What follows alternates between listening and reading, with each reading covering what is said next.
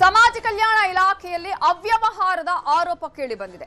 ವಸತಿ ಶಾಲೆಗಳಲ್ಲಿ ಟೆಂಡರ್ ವಿಚಾರದಲ್ಲಿ ಅಕ್ರಮವನ್ನ ಎಸಗಿರುವ ಆರೋಪ ಕೇಳಿ ಬಂದಿದ್ದು, ಕೆಆರ್ಇಐಎಸ್ ಅಡಿಯಲ್ಲಿ ಬರುವಂತಹ ವಿವಿಧ ವಸತಿ ಶಾಲೆಗಳಲ್ಲಿ ಟೆಂಡರ್ ವಿಚಾರದಲ್ಲಿ ಅಕ್ರಮ ಆಗಿದೆ ಅನ್ನುವಂತಹ ಆರೋಪ ಇದೀಗ ಸಮಾಜ ಕಲ್ಯಾಣ ಇಲಾಖೆಯಲ್ಲಿ ಕೇಳಿ ಬಂದಿದೆ.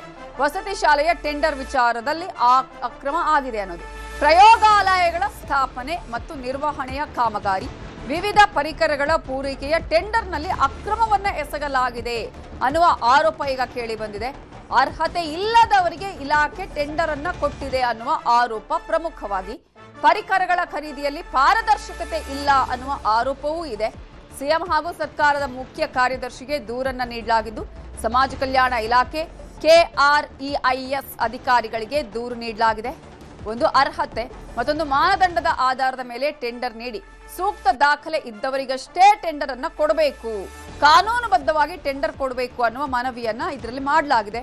ಯುವಕರು ಅಂದ್ರೆ ಹಾಸನದ ಗೋರೂರಿನ ಯುವಕರು ದೂರನ್ನ ಕೊಟ್ಟಿರೋದು, ಅಂಬೇಡ್ಕರ್ ಯುವಕರ ಸಂಘ ಈ ದೂರನ್ನ ಕೊಟ್ಟಿದೆ, ಅದರಲ್ಲಿ ಅಕ್ರಮ ಆಗಿದೆ ಅನ್ನುವಂತಹ ದೂರನ್ನ ಸೂಕ್ತ ಕ್ರಮ ಕೈಗೊಳ್ಳಬೇಕು ಅಂತ ಹೇಳಿ ಸರ್ಕಾರಕ್ಕೆ ಒತ್ತಡವನ್ನ ಕೂಡ ಈಗಾಗಲೇ ಈ ಒಂದು ಯುವಕರ ಸಂಘ ಮಾಡಿದೆ.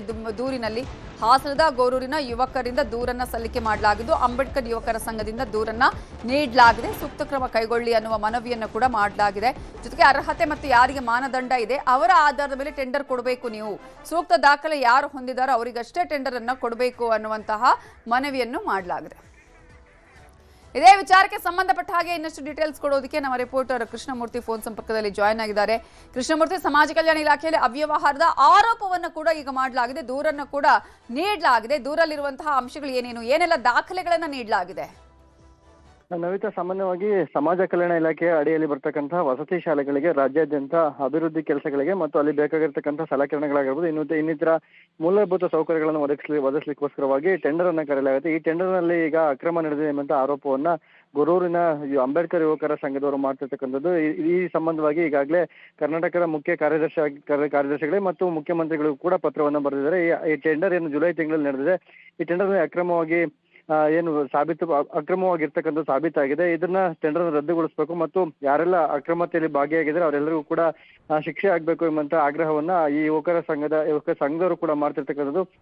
ಈ ಟೆಂಡರ್ ಅನ್ನ ರದ್ದುಪಡಿಸಿ ಬೇರೆ ಯಾರು ತಾಂತ್ರಿಕವಾಗಿ ಯಾರು ಇದಕ್ಕೆ ಎಲಿಜಿಬಿಲಿಟಿ ಇದೆ ಅವರನ್ನ ಮಾತ್ರ ಈ ಟೆಂಡರ್ ನಲ್ಲಿ ಭಾಗವಹಿಸಲಿಕ್ಕೆ ಅವಕಾಶ ಮಾಡಿಕೊಡ್ಬೇಕು. ಈಗಾಗಲೇ ನಡೆದಿರ್ತಕ್ಕಂಥ ಟೆಂಡರ್ ನಲ್ಲಿ ಅವರಿಗೆ ತಾಂತ್ರಿಕವಾಗಿ ಯಾವುದೇ ರೀತಿಯಾದಂತ ಅವರಿಗೆ ಸವಲತ್ತು ಇಲ್ಲದೆ ಇದ್ರೂ ಕೂಡ ಅದನ್ನ ನಮಗೆ ಸವಲತ್ತನ್ನ ಒದಗಿಸ್ಲಿಕ್ಕೆ ಸಾಧ್ಯ ಇದೆ ಎಂಬಂತ ರೀತಿಯಲ್ಲಿ ಅವರು ಟೆಂಡರ್ಗೆ ಅಪ್ಲೈ ಮಾಡಿದ್ದಾರೆ. ಅದರಲ್ಲೂ ಕೂಡ ಈಗ ನಕಲಿ ದಾಖಲಾತಿಗಳನ್ನು ಕೂಡ ಒದಗಿಸಲಾಗಿದೆ. ಇದು ಮೇಲ್ನೋಟಕ್ಕೆ